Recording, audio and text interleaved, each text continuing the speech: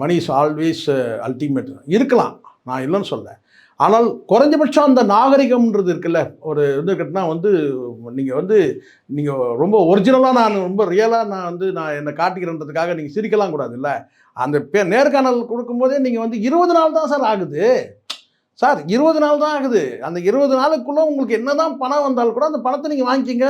அது உங்களுக்கான இழப்பீடு நம்ம தான் கொடுக்க சொல்லி கதறோம்.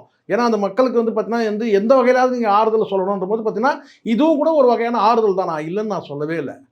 ஆனால் மொத்தமாகவே ஒரு மனுஷனை இந்த பணம் மாற்றிடுமா, சிரிக்க வைக்கிறோமா, அதுதான் இங்கே கேள்வி. ஒரு 2 குழந்தை சார் எல்லாருமே நீதிமன்றமே நிவாரணம் கொடுக்க சொல்லுது சார். ஒரு இழப்பு வந்துச்சுனாக்கா அவங்களுக்கு என்ன மாதிரி நிவாரணங்கள் கொடுக்கணும் போது பார்த்தீங்கன்னா இந்த மாதிரி நிவாரணங்களை நிதி கொடுக்க சொல்லி பார்த்தீங்கன்னா கவர்மெண்ட்டே ஆர்டர் பண்ணுது. சில நேரங்களில் ஒரு ஆக்சிடென்ட் போனால் கூட பார்த்தீங்கன்னா அவங்களுக்கு நிவாரணமாக இதை கொடுக்கணும்னு சொல்கிறது, அந்த இழப்புக்கு ஈடு கட்டுறதுக்கு.